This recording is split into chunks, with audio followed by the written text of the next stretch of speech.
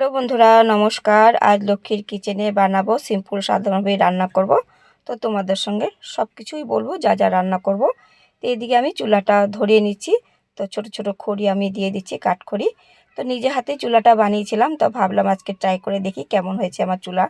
তো রান্না করলে কিন্তু ভালো লাগবে, নতুন চুলা না, নিজে হাতে বানানোটা আনন্দই আলাদা। তো এদিকে ভাতের হাঁড়ি বসিয়ে দিয়েছি, এদিকে আমি ফুচকাও নিয়ে নিয়েছি। তো মাঝে মাঝে কাজের মাঝখান দিয়ে একটু ফুচকা খেলেও ভালো লাগে, চারটা বারটা।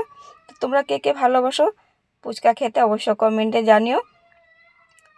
তো ফুচকা জলটাও মাঝে মধ্যে একটু খেতে হয়, পেটের জন্য ভালো। তো এদিকে হাঁড়িতে জল গরম হয়ে গেছে, চাল দিয়ে দিচ্ছি। চুলাটাও কিন্তু খুব সুন্দর আঁচ হয়েছে। এদিকে গিট্টি বালি সিমেন্ট সব এদিকে সাইডে সাইডে আছে। তো সবের জন্য তোমরা বেশি কিছু ভেবো না যে কোথায় রান্না করছি। তো কিন্তু পরিষ্কার জায়গায়, তো বাড়ির জিনিস তো কোথায় ফেলবো, সাইডে তো রাখতেই হবে। তাই আমি সাইড করে বানিয়ে নিচ্ছি। তো এদিকে ভাত হয়ে গেছে, তো মাছ ঝাড়িয়ে নিচ্ছি। দেখুন এদিকে নীলকণ্ঠ গাছ, তো অনেকগুলি নীলকণ্ঠ হয়েছিল, সকালবেলা বাড়িতে পূজার জন্য পেরে নিয়েছিল। এদিকে কড়াইও বসিয়ে দিয়েছি। তো ডাল পকোড়া করব, তো ডাটা আলু দিয়ে রান্না করব। তো বাড়ির ডাটা খেতে কিন্তু ভালো লাগে। তো এদিকে মশলা সব কিছু আমি নিয়ে নিয়েছি। আজ কিন্তু অন্যরকম করেই বানাচ্ছি, একদম সিম্পল সাধারণভাবে। যেহেতু সিঁড়ি দিয়ে নামতে বহুত কষ্ট হয়, তাই আমি থালের মধ্যে একসাথে সব কিছু নিয়ে চলে আসলাম নিচে, ছাদের তলেই রান্না করছি। তো ডাল পকোড়াগুলো এইভাবে করে ভেজে নেব। মসুর ডাল দিয়ে ডাটা আলু দিয়ে রান্না করলে খুবই ভালো লাগে। দেখুন এদিকে হলুদ গাছে হয়ে গেছে। সেদিন আমি হলুদ পাতা দিয়েও আমি পাতুরি করেছিলাম, কলা পাতা দিয়েও পাতুরি করে তোমাদেরকে দেখেছি। ডাটাও রান্না করেছিলাম, সেটাও তোমাদেরকে অবশ্য দেখিয়েছি, তাই না বন্ধুরা? আজ কিন্তু মিষ্টি কুমড়ো ডাটা আলু দিয়েই রান্না করব ডাল বড়া পকোড়ি। তো ডাল পকোড়া ভাজা হয়ে গেছে বলছি, ভাজা হয়ে গেছে। তো তুলে নিচ্ছি।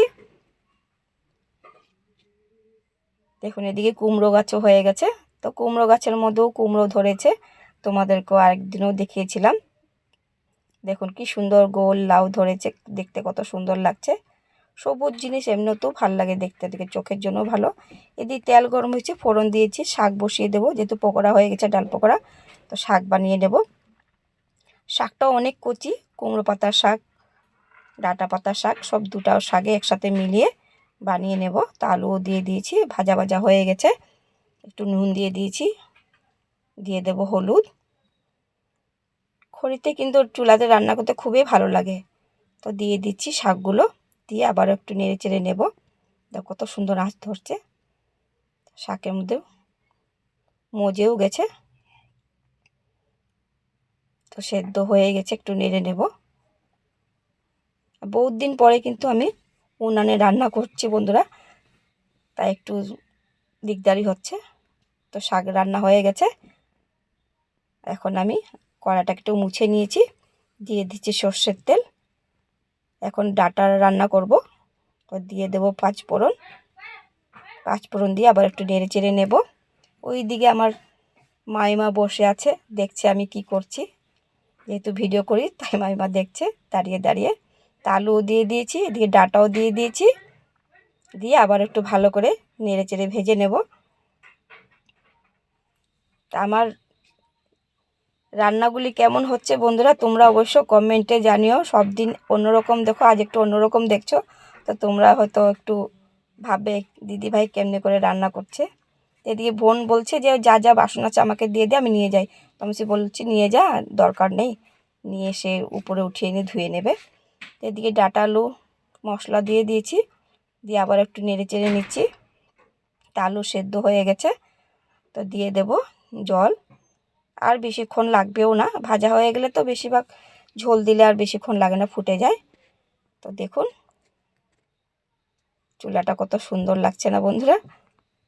ওই দিকে আমার বোনের মেয়ে নেমে এসছে, মাসিমণি কি করছে তাই দেখতে এসছে। আর আমি তো ভিডিও করি, যেখানে সুবিধা পাই সেখানেই করে নিই, তাই আমি ভাবলাম এখানেই করে নিচ্ছি। তো ঢাকা চাপা দিয়ে দিয়েছি, তো হয়েই গেছে, নামিয়ে নেব। তো বন্ধুরা কেমন হয়েছে আমার এই আজকের ভিডিওটা? তোমাদের যদি ভালো লেগে থাকে অবশ্য কমেন্টে জানিও। তো ডাল পকোড়ার তরকারি কে কে ভালোবাসো খেতে অবশ্য কমেন্টে জানিও। তো তোমাদের ভিডিওগুলি আমি তো দেখি, অবশ্য খুবই ভালো লাগে। আমার ভিডিওগুলি তোমাদের কেমন লাগে অবশ্য কমেন্টে জানিও। আজ এতক্ষণ এলো, বাই বাই, টাটা।